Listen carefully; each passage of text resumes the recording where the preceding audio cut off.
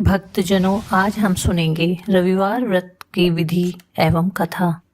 विधि: सर्व मनोकामनाओं की पूर्ति हेतु रविवार का व्रत श्रेष्ठ है। इस व्रत की विधि इस प्रकार है। प्रातःकाल स्नान आदि से निवृत्त होकर स्वच्छ वस्त्र धारण करें। शांतचित होकर प्रभु का स्मरण करें। भोजन एक समय से अधिक नहीं करना चाहिए। भोजन तथा फलाहार सूर्य के प्रकाश रहते ही कर लेना उचित है। यदि निराहार रहने पर सूर्य छुप जाए, दूसरे दिन सूर्य उदय हो जाने पर अर्घ्य देने के बाद ही भोजन करना चाहिए तथा व्रत कथा सुननी चाहिए। व्रत के दिन नमकीन तेल युक्त भोजन कदापि ग्रहण न करें। इस व्रत के करने से मान सम्मान बढ़ता है तथा शत्रुओं का क्षय होता है। आँख की पीड़ा के अतिरिक्त सब पीड़ाएं दूर होती हैं। तो आइए सुनते हैं रविवार व्रत कथा। एक बुढ़िया थी। उसका नियम था कि प्रति रविवार को सवेरे ही स्नान आदि कर घर को गोबर से लीपकर फिर भोजन बनाती थी। भगवान को भोग लगाकर स्वयं भोजन करती। ऐसा व्रत करने से उसका घर अनेक प्रकार के धन धान्य से पूर्ण था। श्री हरि कृपा से घर में किसी प्रकार का विघ्न या दुख नहीं था। सब प्रकार से आनंद रहता था। इस तरह कुछ दिन बीत जाने के बाद उसकी एक पड़ोसिन ने, जिसकी गऊ का गोबर वह लाया करती थी, कुछ विचार किया। वह वृद्धा गाय को घर के भीतर बांधने लग गई। इस कारण वह बुढ़िया गोबर न मिलने पर रविवार के दिन अपने घर को न लीप सकी। उसने ना तो भोजन बनाया और न भगवान को भोग लगाया। स्वयं भी उसने भोजन नहीं किया। इस प्रकार उसे निराहार व्रत की रात्रि हो गई। वह भूखी प्यासी सो गई।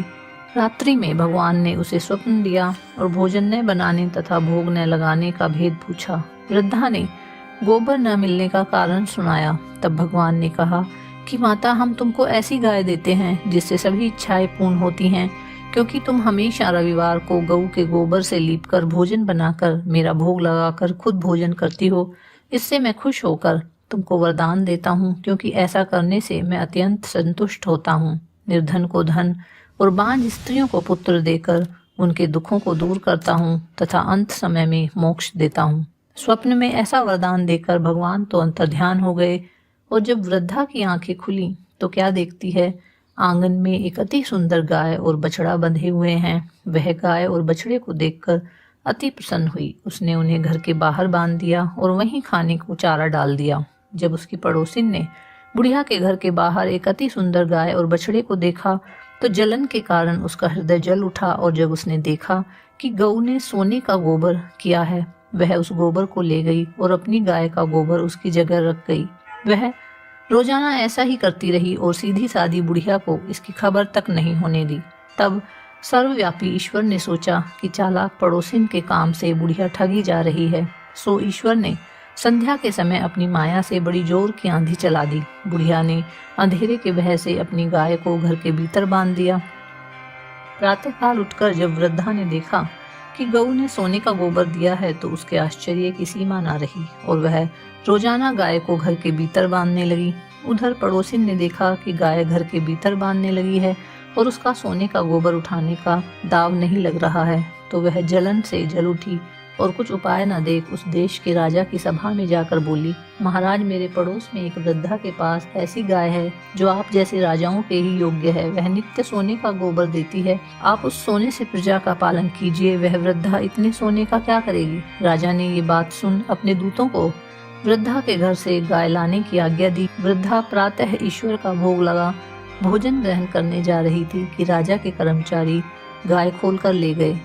वृद्धा काफी रोई चिल्लाई, किंतु राजकर्मचारियों के समक्ष कोई क्या करता। उस दिन वृद्धा गऊ के वियोग में भोजन न खा सकी। रात भर रो रो कर ईश्वर से गाय को पुनः पाने के लिए प्रार्थना करती रही। उधर राजा गाय को देखकर बहुत प्रसन्न हुए, लेकिन सुबह जैसे ही वह उठा सारा महल उसे गोबर से भरा दिखाई देने लगा। राजा ये देख घबरा गया। रात्रि में राजा को भगवान ने स्वप्न में कहा कि राजा, यह गाय वृद्धा को लौटाने से ही तेरा भला है। उसके रविवार के व्रत से प्रसन्न होकर मैंने उसे गाय दी है। सुबह होते ही राजा ने उस बुढ़िया को बुला बहुत से धन के साथ सम्मान सहित गाय बछड़ा लौटा दिया। तब जाकर राजा के महल से गंदगी दूर हुई। उसी दिन से राजा ने नगर निवासियों को आदेश दिया कि राज्य की खुशहाली तथा अपनी समस्त मनोकामनाओं की पूर्ति के लिए रविवार का व्रत किया करो। व्रत करने से नगर के लोग सुखी जीवन व्यतीत करने लगे। कोई भी बीमारी तथा प्रकृति का प्रकोप उस नगर में नहीं होता था। सारी प्रजा सुख से रहने लगी। सूर्यदेव भगवान की जय।